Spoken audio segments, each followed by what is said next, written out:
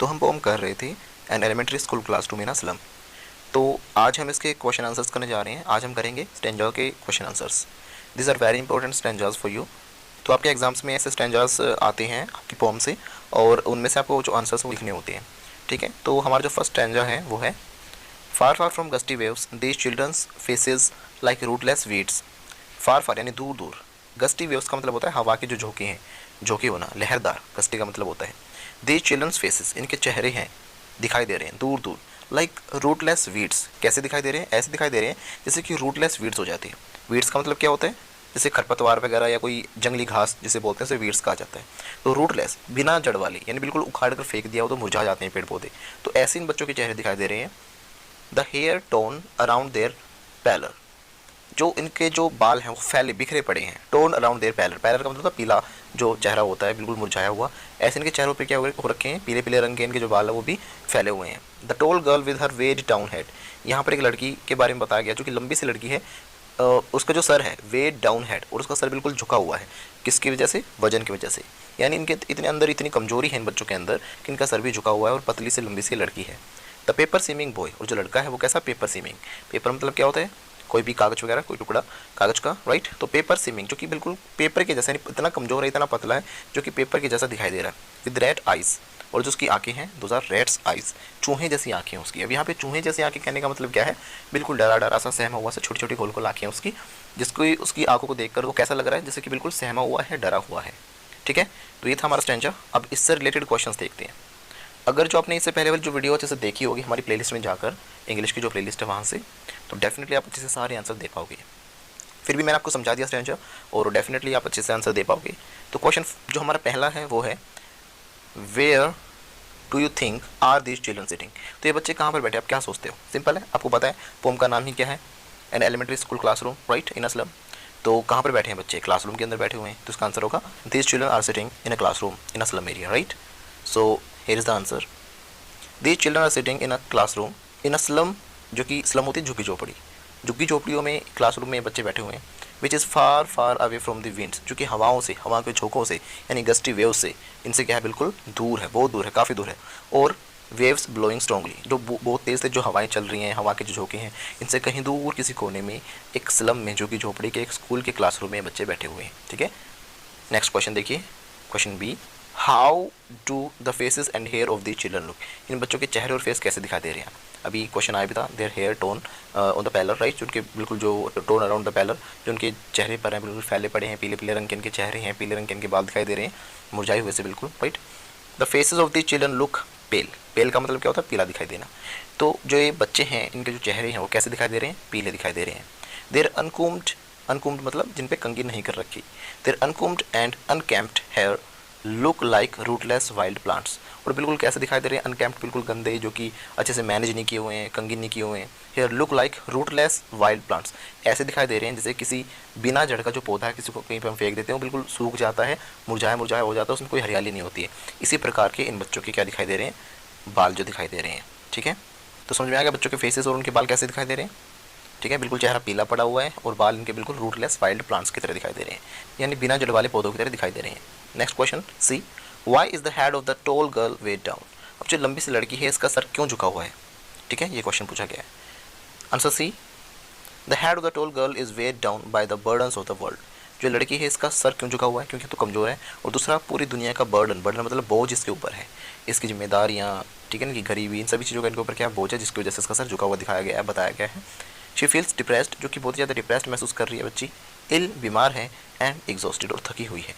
क्योंकि स्लम के जो बच्चे होते हैं इनके पास प्रॉपर खाने के लिए, रहने के लिए ये कोई भी चीज़ें नहीं होती हैं, जिस वजह से बिल्कुल जो इसका सर है वो वेट डाउन है, यानी वजन से झुका हुआ है। बर्डन है किस चीज़ का? वर्ल्ड का, इस दुनिया का। शी फील्स डिप्रेस्ड, बहुत ही निराश, हताश महसूस करती है, डिप्रेस्ड महसूस करती है। इल है, बीमार है, एंड एग्जॉस्टेड, एग्जॉस्टेड मतलब थकी हुई। ठीक है, see the next question D, what do you understand by the paper seeming boy.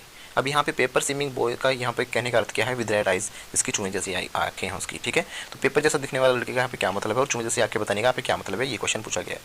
Answer D, it means that the boy is exceptionally thin, यानी काफ़ी हद से ज़्यादा जो क्या बच्चा थिन है, कमज़ोर है, पतला है। वीक मतलब कमज़ोर होना।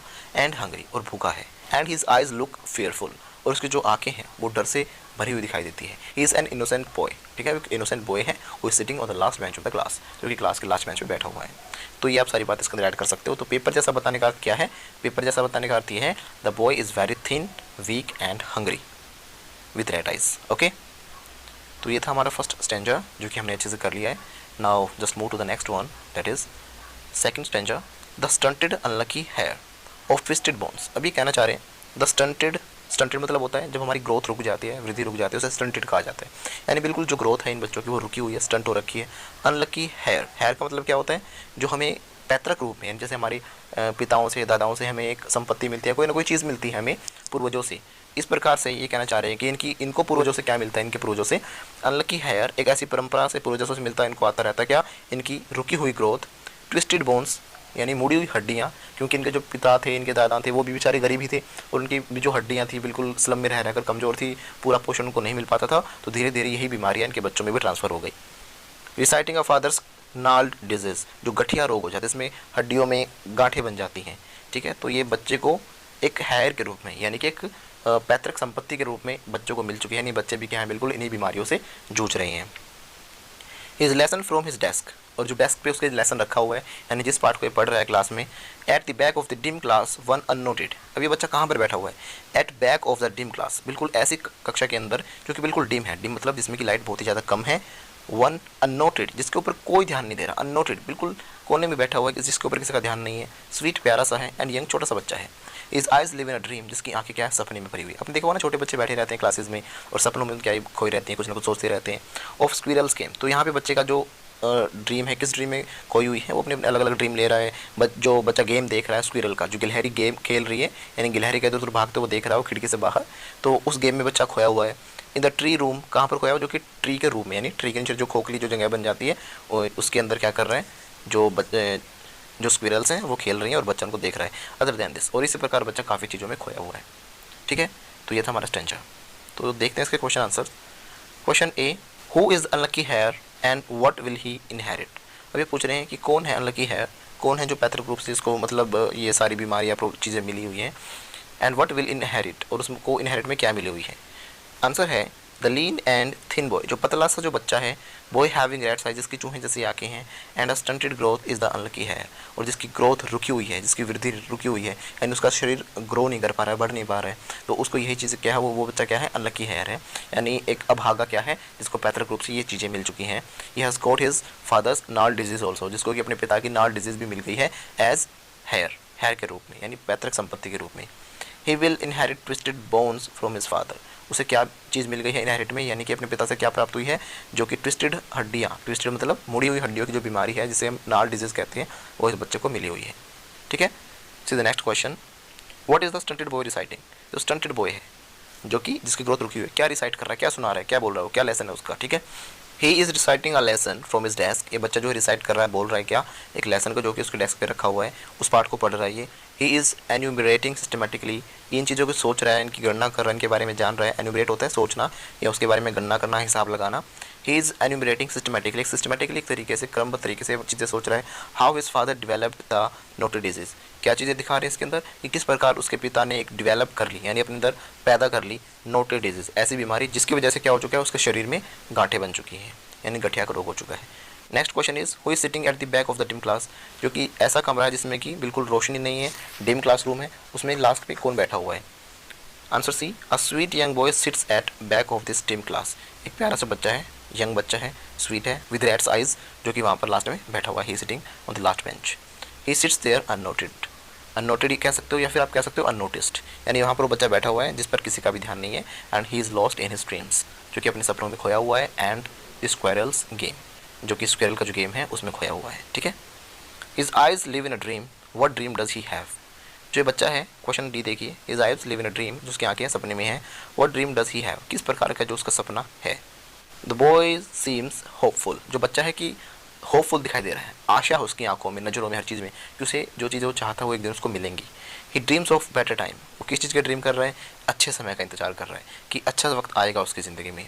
आउटडोर गेम्स, वो बाहर की तरफ जो गेम्स चल रहे हैं उनको देख रहा है। ऑफ अ स्क्विरल गेम, जो कि एक गिलहरी का गेम है, खेल है, उसको देख रहा है। Of a room made inside the stem of a tree, जो कि कहाँ पर, जो कि थोड़ी सी जगह बनी हुई है, जो पेड़ है उसके नीचे खोखला हो रखा है, और वहीं पर जो स्क्विरल है जो क्या कर रही है, गेम खेल रही है अपना। ही ड्रीम्स ऑफ मैनी थिंग्स, वो बहुत सारी चीज़ों के सपने लेता है। Other than this dim and unpleasant classroom has, जो कि जो एक कमरा है इसको बहुत बोरिंग लग रहा है, क्योंकि इसमें डिम लाइट है, इसमें कोई पॉजिटिविटी नहीं है, एनर्जी नहीं है, ये बाहर की दुनिया बच्चा देखना चाहता है, लेकिन इसके जीवन में क्या भरी हुई है, उदासी भरी हुई है, और डिम यानी कि बिल्कुल अंधकार भरा हुआ है। Such as green fields open seas, ये क्या चीज़ें देख रहा है, किन किन चीज़ों का सपना ले रहा है, कि हरे खेत ये देखे, खुले मैदानों में जाए, ओपन सीज समुद्र तक जाए और समुद्रों को देखे, किस प्रकार की खुला समुद्र दिखाई देता है। कहने का अर्थ ये है कि बच्चा इस अंधकार भरी ज़िंदगी से बाहर निकलना चाहता है, वो भी दुनिया में बाहर निकल के सपने देखना चाहता है, और दुनिया की सुंदर सुंदर चीज़ें देखना चाहता है, हरियाली जैसे कि समुद्र है, ठीक है, अच्छी अच्छी चीज़ों को देखना चाहता है।